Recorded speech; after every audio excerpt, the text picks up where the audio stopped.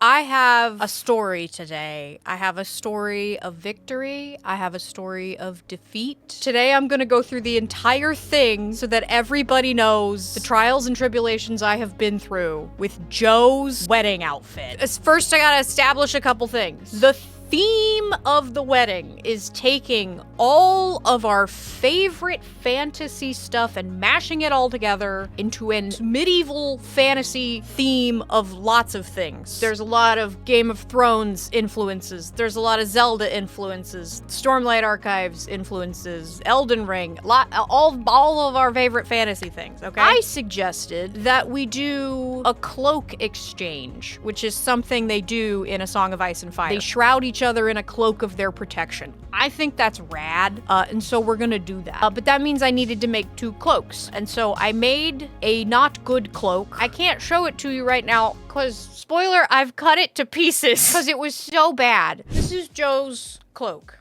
okay? This was supposed to be the easy thing to make for him. There's no fit to worry about. You just cut it, you sew it together, you hem it. Easy. No, not easy, because I chose to make it in micro velvet. I've worked with plenty of velvets, but for some reason this micro velvet has been like the most annoying fucking thing I have ever worked with. And as a result of it being that annoying and because of how easy this was supposed to be, this is like very scuffed. First of all, look at how it's bunchy as fuck in the seam. It's so bunchy. What kept happening, the gold, because of the pile of the velvet, every stitch I did, the gold would shift, like this way. So it would be like moving, and like I'd have to hold it, and no matter how many pins I used, or even if I did a full-ass basting stitch, the gold would just move because of the pile.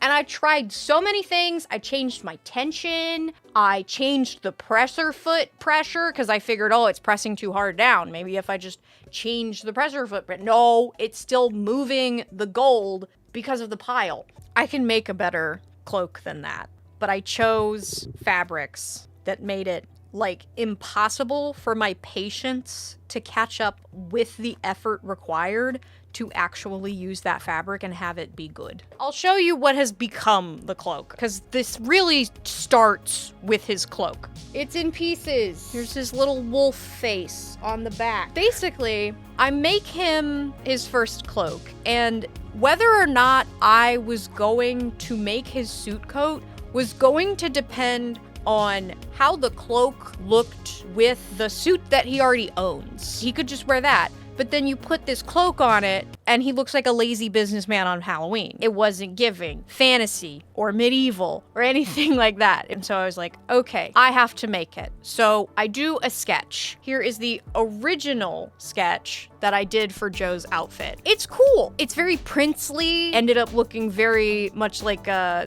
way the Alethi uniforms are described as in the Stormlight Archives. And it's also very similarly shaped to my Teto jacket. So I was like, cool, I'll just use my Teto jacket pattern in a different size. I'll just buy it in the men's sizes and I'll do that. I know how to make a jacket just like Teto's. Well, I did like 7, 8, 9 mock-ups of this jacket because I believe it even says like in this pattern's instructions that the male sizes are based on the draft of the female version of the pattern. And so none of them fit Joe correctly at all. Joe is also, he has giant shoulders and a tiny waist, so he is an extreme Dorito. But I do all these mock-ups. I alter this pattern so many times. I bug him for days. Here, come put on this mock-up. Oh no, this is wrong. Oh, come next day. Come put on this mock-up. Oh no, this is wrong. And finally I get to a place where it's like, okay, I don't do a full mock-up. That was the big problem.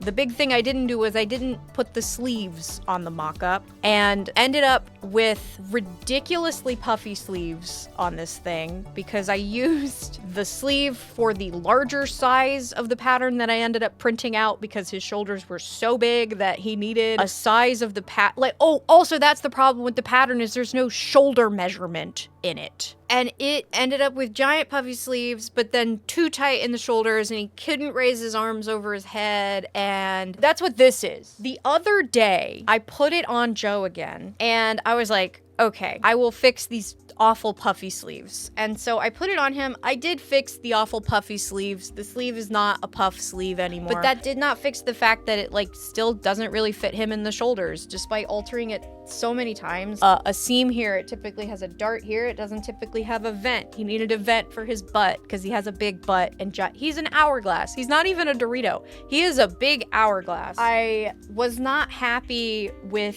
the job that I did on this upholstery pleather when I had the detailing coming this way. So the other day, to try and salvage it, I took that side of the detailing off, which did help it like look a little better, but nothing was helping the fit. On top of that, like, I have used upholstery pleather many times before for cosplays in this way as binding. It can be done. I think I showed pretty well that it can be done very well and look really good with this collar. The issue is that it does look pretty costumey. Also, the blue.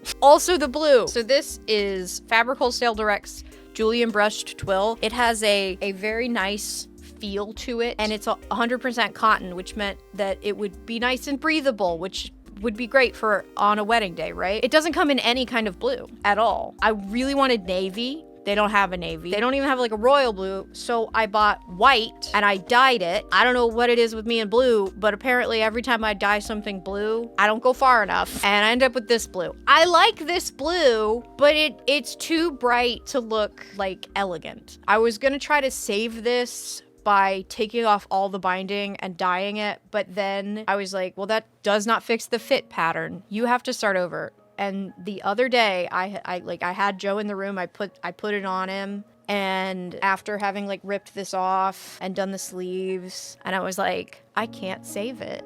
I can't fix it. I have to start over. And I had been thinking about starting over, but then realizing that, no, you really have to if you don't like this. That felt so, I was really sad. I was really, really sad because it wasn't like I think I made this within a week. Really? So it wasn't like a hit to my time, but it was a hit to my ego because it was this realization that I have not gone far enough into tailoring to be able to tailor a thing to a man's body because it's really different. Like, I can tailor stuff to my body real good because it's been like the same thing for like 3 years, but also it's always been, the same-ish shape. So I have lots of patterns that I know just fit me really well, and two, just know like what my body, I know I need more room in my rib cage. I know that I can pull stuff over my non-existent hips. I know those things, and I can make things fit me. I've not ever made Joe a jacket.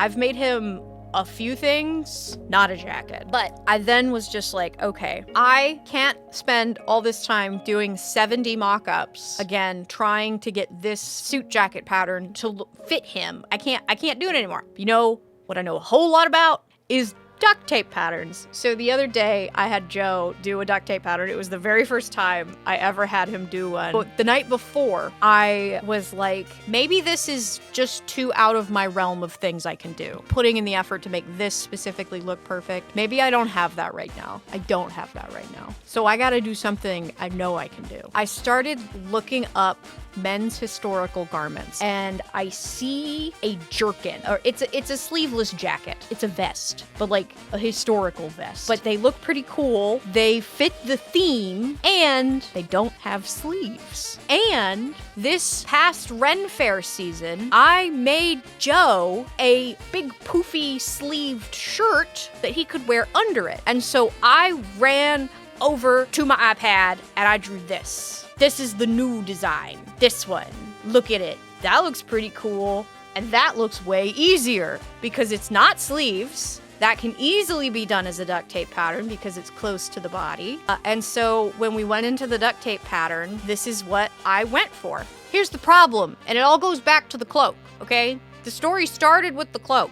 So this is Joe's new Kaladin cosplay. This is Joe's Kaladin cosplay. Here's his pattern. Good old duct tape pattern. You can see how much of a triangle he is, kind of. He needed a bust seam. He needed like 2 back seams because he's such an hourglass shape. So the problem goes back to the cloak.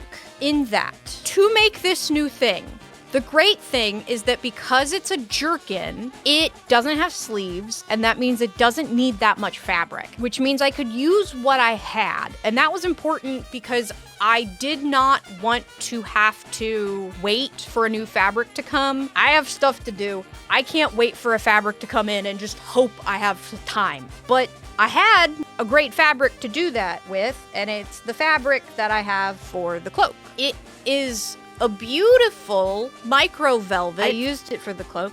I now have to find some other way to do the cloak because I sacrificed part of the cloak for the jerkin. But the big thing was I had like a square like this big. I had maybe 3/4 of a yard of this left that was not cut up for the cloak. And I still had to take out part of the cloak to make the jerkin. But I did have enough micro velvet to cut out the pieces of the jerkin. Here's the problem with all of that, though. This is one of the most horrifically difficult fabrics I have ever worked with. There are a couple things you can do to work with velvet that make any velvet easier. One of the big things is backing it. I knew for a jerkin I would have to back it because it is very thin. It has a nice drape, which is great for a cloak, but not for a jerkin. I had cotton duck cloth because I just always have it because it's just the best thing to back stuff with. What I did was I also cut it out of the cotton duck cloth and I used basting spray on it. I have never bought basting spray before, but I ran to Michael's, got basting spray, and went and basting sprayed them all together. Love basting spray. I am absolutely a convert onto the basting spray train now. That helped a lot, but it still would not be enough. Like, it's helpful, but I knew that if I really wanted this to look as beautiful as it should be, that I needed to do the other thing that you usually have to do with velvet, and that is to hand baste all of your seams together before you even try to sew them on the machine. So like, I was going to need to hand sew every seam of this jerkin before sewing it on the machine. But then I was like, if I have to hand sew all of it, why not make pretty? So I have spent my weekend hand sewing this jerkin with an old German seam in metallic embroidery thread. Look at this. Look at this. Look at this.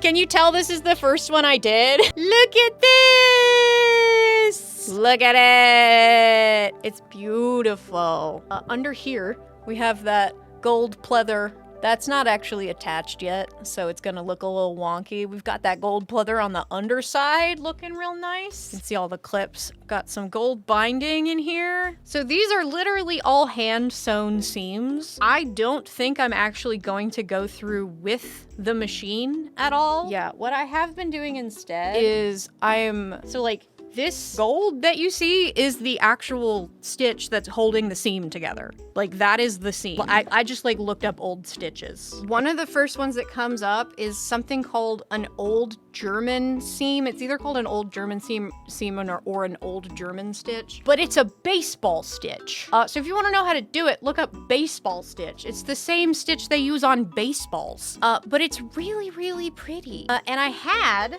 this beautiful gold embroidery floss. And so then what I've been doing is just securing the seam allowances together to one side with just a whip stitch. Maybe you'd call it a prick stitch because I'm not going through to the velvet. I'm just sewing it to the duck cloth. That will mean it's a little delicate because it doesn't actually have a machine stitch. I will say I did do a machine.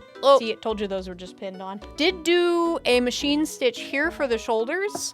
This is sewn on. Did do a machine stitch to get the collar on. I'm gonna do a machine stitch to get these on. These are, so you can see there's a layer of velvet and then there's the duck, but in between the duck and the velvet is 2 layers of felt. So it's soft and it's squishy, And then, of course, the lining is upholstery pleather, which is not really doing this as prettily as it should, but maybe if I basting spray it?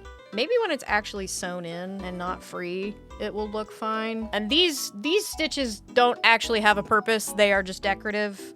This is all machine sewn together. So like it is possible to machine sew with this velvet if you back it. But you know, they look pretty fucking awesome. And isn't that like the coolest thing that I can say that his is like almost all hand sewn? It's lovely. I can't tell you how sad I was that I like couldn't make that good and that I was just like, I make good things. Why this one bad? Why didn't I have the energy to do this good? The thing about all this was like, I didn't know from the beginning if I was even gonna make his suit coat because he has a nice suit. So this was like a maybe project. To have the maybe project be a failure was very sad. But then the thing was the other day when I had Joe put that one on and we were talking about it, I had him put his regular suit on and I put the cloak on him and I was kind of trying to find a way to make the cloak not look like lazy businessman on Halloween. And Joe was just like, this suit doesn't go with the theme. I don't feel like I match the other things we have for this wedding. I was like, dang it, he can't just wear a suit. And then to just be like, all right, I'm gonna work with this incredibly frustrating fabric where I have to hand sew everything and to pull this out of my ass, like this is not done, but it looks pretty fucking great. I went for my strengths because if you can't do something else. That's the moral of this story, is if you fail and you want to give up, sometimes it's okay to give up and make another thing. It's not really it's giving up on that. That is a fine Kaladin cosplay. He now has a lovely Kaladin cosplay, but he didn't need to wear something that looked like a Kaladin cosplay on our wedding day. And now he gets this, and it's pretty.